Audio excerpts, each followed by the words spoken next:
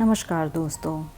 क्या आपकी लाइफ में भी कभी ऐसी चीज़ें हो जाती हैं जब आप हार जाती हैं ज़िंदगी से और आप सब कुछ ट्राई कर लेते हैं लेकिन चीज़ों को सही नहीं कर पाते और इतनी कोशिश करने के बाद आपको लगता है बस अब कुछ मेरे साथ अच्छा नहीं होने वाला है, जो भी हो रहा है सब गलत हो रहा है, सब कुछ बेकार हो रहा है, मैं उसको कुछ भी अच्छा नहीं कर सकता हूँ, मेरी लाइफ में तो सब कुछ गलत ही होने वाला है।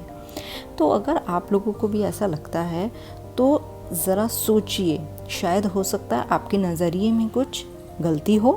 आज मैं लेकर आई हूँ एक कहानी, हो सकता है उसको सुनने के बाद आपका नज़रिया बदल जाए।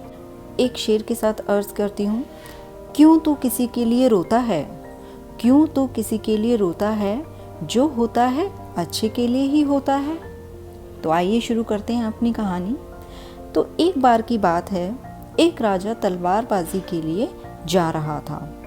जब तलवारबाजी उसने करनी शुरू करी तो अचानक से उसकी उंगली कट गई। पास में खड़े मंत्री ने अचानक से बोला, राजा साहिब चिंता ना करें, ये जो हुआ है कुछ अच्छे के लिए ही हुआ है। यह सुनते ही राजा को बहुत गुस्सा आ जाता है और वो सोचता है मेरे ही राज दरबार का मंत्री मुझे ऐसे बोल रहा है कि अच्छा हुआ। राजा उस मंत्री को कारागार में बंद करने का आदेश दे देता है और बोलता है कि इसको फांसी पे चढ़ाया जाए। यह सुनकर मंत्री बहुत घबरा जाता है और वो राजा से निवेदन करता है कि राजा आपके यहाँ इतने वर्षों से मैंने काम किया है और आप मेरी एक अंतिम इच्छा तो पूरी कर ही सकते हैं।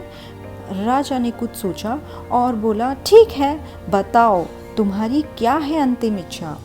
तो मंत्री ने बोला, कृपया मुझे 10 दिन का समय दे दीजिए और उसके बाद आप मेरे साथ जो भी चाहें वो करें, मेरे को जो भी सज़ा देनी है वो 10 दिन के बाद दें। राजा ने उसकी बात मान ली। राजा दूसरे दिन अपने सैनिकों के साथ जंगल पर शिकार करने के लिए जाता है और वहाँ पर बाकी लोगों से बिछड़ जाता है और वन में खो जाता है। वहीं उनको वनवासी मिल जाते हैं।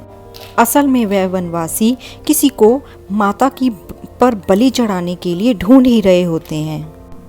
राजा को देख वो प्रसन्न हो जाते हैं और राजा को बलि के लिए अपने गांव में लेके चले जाते हैं और सारी तैयारियां बलि चढ़ाने की कर दी जाती हैं। सबको बुला लिया जाता है और राजा को भी बलि देने के लिए तैयार कर लिया जाता है और उस जगह पर ले जाया जाता है जहां पर बलि चढ़नी है। सभी तैयारियां बहुत अच्छे से की जाती हैं और राजा को बलि देने के स्थान पर लाकर खड़ा कर दिया जाता है।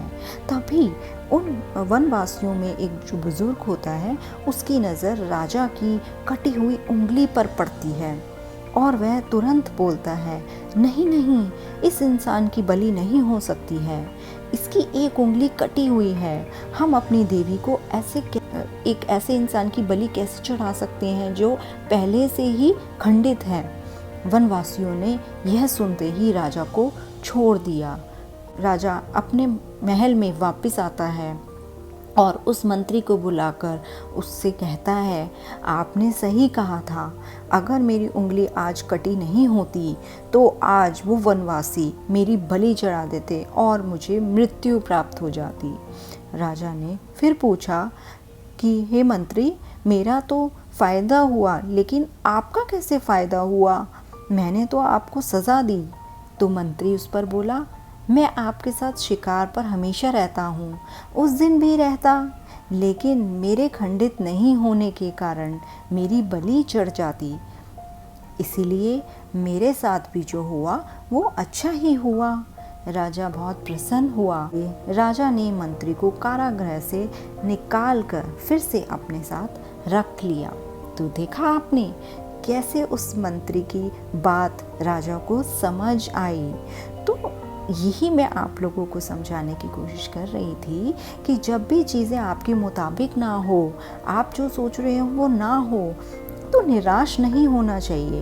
हमें यह याद रखना चाहिए कि जो भी होता है उसमें भी कुछ भलाई है हमारी।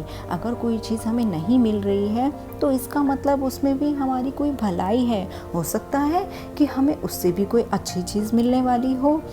तो हर परिस्थिति में आप सकारात्मक नज़रिया रखने की कोशिश करा करें, और अगर आप पॉजिटिव सोचेंगे, सकारात्मक सोचेंगे, तो ज़रूर जो भी चीज़ें आपके विपरीत जा रही हैं, आपके साथ जो भी गलत हो रहा है, वो सब ठीक होने लगेगा।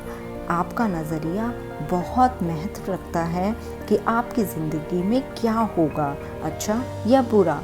अच्छा सोचने वालों के साथ हमेशा अच्छा ही होता है, और इसी सोच के साथ आप अपना दिन शुरू कीजिए कि आज मेरे साथ जो भी होगा वो सब अच्छे के लिए ही होगा, और मानिए कि उसमें आपको कुछ दिन बाद या कुछ टाइम बाद कुछ ना कुछ अच्छाई ज़रूर नज़र आएगी।